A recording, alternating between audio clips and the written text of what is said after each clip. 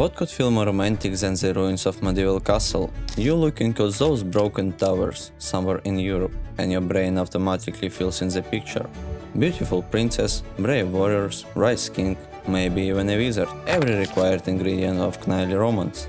And then you catch yourself thinking, okay, sure, but how did they heat this place? There is no boiler room, and square footage is insane. Today, let's figure that out, and a bunch of another practical questions about what it was really like to live in a knight castle. It's worth saying right away, at the beginning, there is nothing romantic about castles. The big age of castles in Europe really took off around 9th and 10th centuries, when central authorities was often weak, and the land was split among local lords. On the ground, things weren't run by government officials, they were run by landowners, who needed a place to house their family, their fighting men, and their servants. Castles stored food and weapons, and if an enemy showed up, people from nearby villages could run inside for shelter. Or depending on your point of view, the castles also made sure those same villages couldn't reach the lord, who was collecting taxes from the whole area. In simple terms, a knight castle was an armed headquarters for Middle Ages. There weren't any architectural wow moment at first either. In the 9th-10th centuries, when castles building was just getting started, they were often nothing more than wooden towers with a ditch and palisade around them. Times were rough. Europe was being raided and burned from different directions. Viking, Saracen, Hungarian, and other cheerful characters. If they didn't rob you, your neighbors might. So castle wasn't a it was a survival tool. Picture a long tower with the entrance on the second floor. If you made it in time, you climb inside, pull the ladder up, lock the door, and then the Vikings outside go to decide what to do with this annoying little problem. Try to burn it, dig under it, or shrug, and go find easier loot. Over time, landowners built up more money, and more things were stealing. And by the 10th century, castles start taking the shape we recognize: a stone donjon, the central tower, basically the keep, surrounded by stone walls. Ideally on a mountain, or at least on a hill. Between the outer wall and the keep, they put wooden buildings, workshops, storage, and the living quarters. The keep itself was built for safety first. Comfort was afterthought. It was a bunker you retreated to when everything went wrong. The rest of the time people still lived inside the walls, just in buildings that was little less stone coffins. Inside the castle sat the local lord, who was firm loyalty to higher lord, his liege. There wasn't real bureaucracy, there wasn't a standing national army. The landowners did their job. He was your court, your police, your tax officer, your customs service, basically everything. In return, he offered military service to his liege for part of the year, often around 40 days, though it depended on the region and the deal. After that, you negotiated. Sometimes this led to ridiculous situations. Imagine a major siege, and half army just goes home satisfied they done their time. There weren't many ways to pressure stubborn lord. To do anything to him, you first had get him out of his castle, and that's not exactly trivial.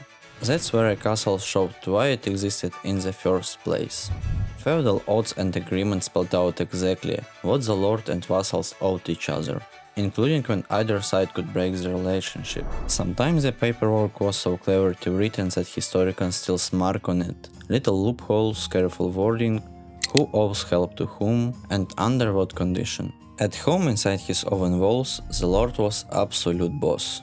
If he owned more than one castle, he appointed a castellan, an administrator, to manage one of his plays. A good lord would ride around his lands regularly, just to make sure things weren't spiraling. King did the same thing, and they often had the right to stop for lodging with their vassals, while traveling along with their entire entourage. For the host it was, let's call it, an expensive honor. Castles came in all sizes.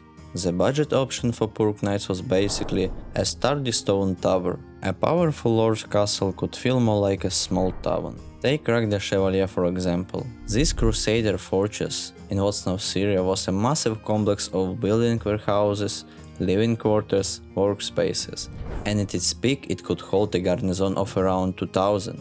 Owners tried to make castles livable, as much as you can livable a fortress. The heart of the place was a great hall, and they improved it however they could. By late Middle Ages, some castles even had glass in the windows. Walls were covered with stained wooden panels or hacked with tapestry to make the space feel warmer. If the hall was on the second floor, the floor were wooden.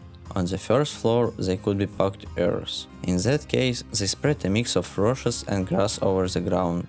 Obviously, that carpet could hide anything. A puddle of spilled beer, scarps, bones from last year's feast. Somewhere nearby they kept animals. Movies usually cut this part. The aristocracy liked milk and meat, and that meant you needed a livestock yard and a place to butcher. One of the biggest headaches was heating. In the winter you had warm up on an enormous volume of space.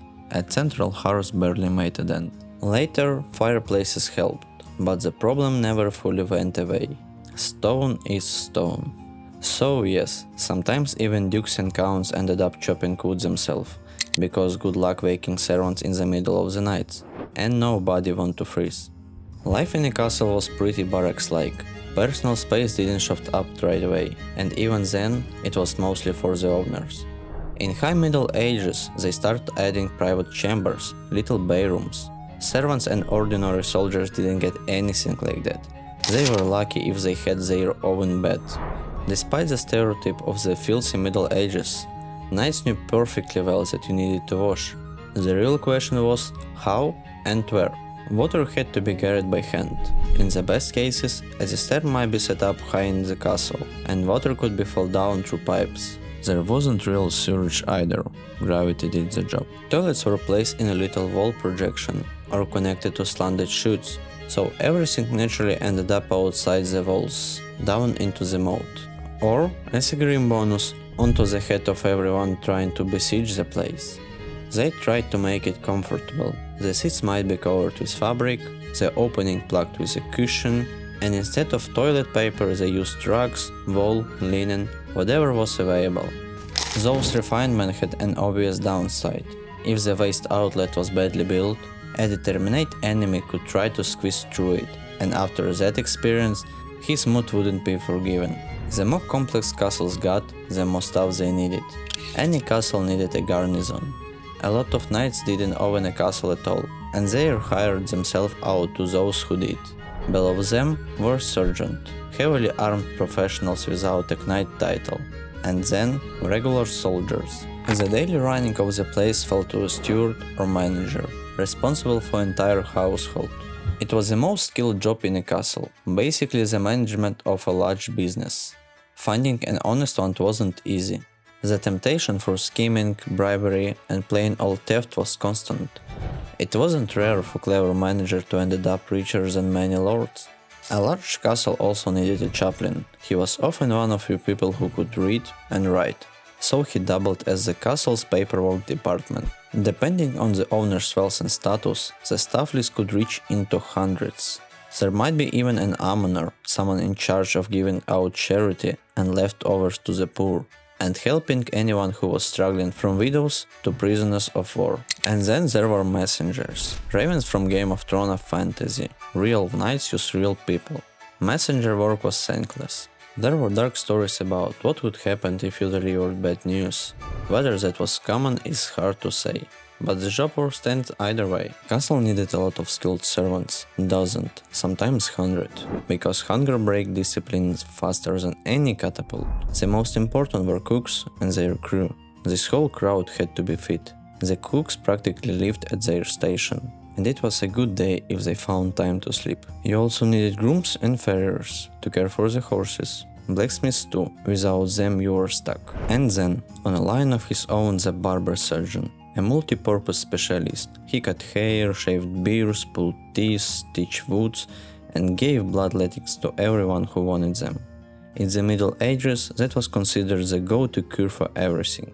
And of course, there were pages and squires. Boys, including those from noble families, were brought in to help around household, servant tables, care for horses and hunting dogs, keep weapons and armor in good shape. It gave them practical skills. Reading, writing, and math were nice, but in adult medieval life, practical skills kept you alive.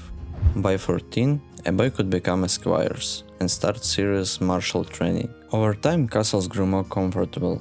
Chandeliers with chandles could be raised to the ceiling using pulleys, benches had cushions, there were more stoves and other little conveniences.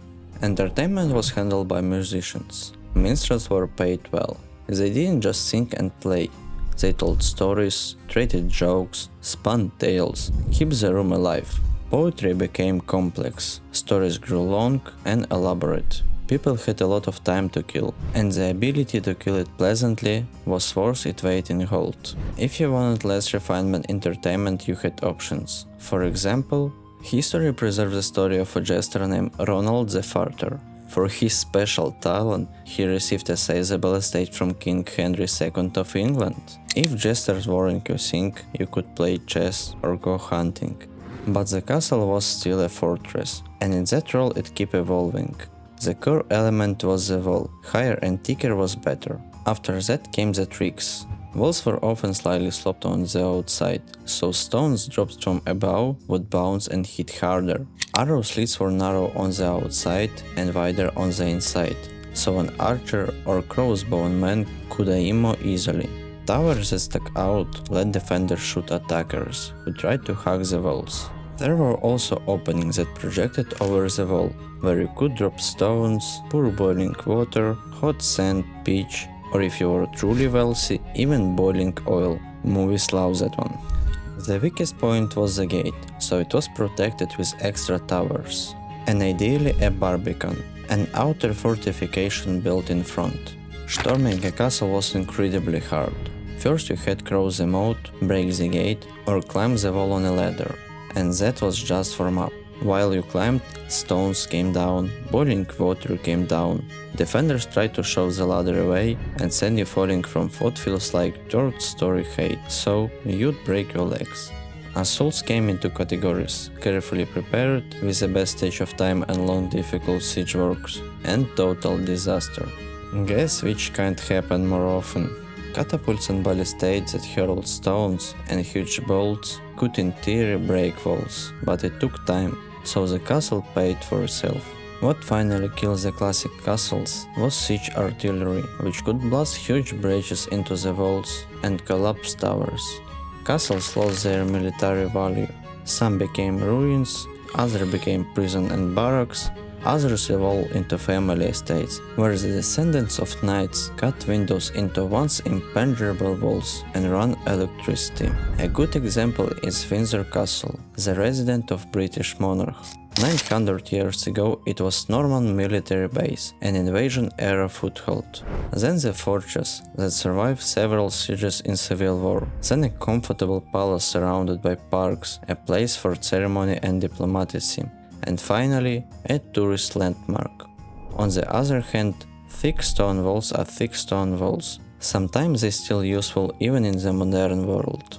One of the most dramatic episodes of the Spanish Civil War in the 1930s was Siege of Alcazar of Toledo, an ancient stronghold of Spanish kings. And in May 1945 there was a battle at Ittre Castle in Austria, where the Nazis held prisoners. That day, SS troops attacked the fortress, which was defended by American soldiers, and liberated French prisoners. They attacked and couldn't take it, so the Night Castle endured its last siege.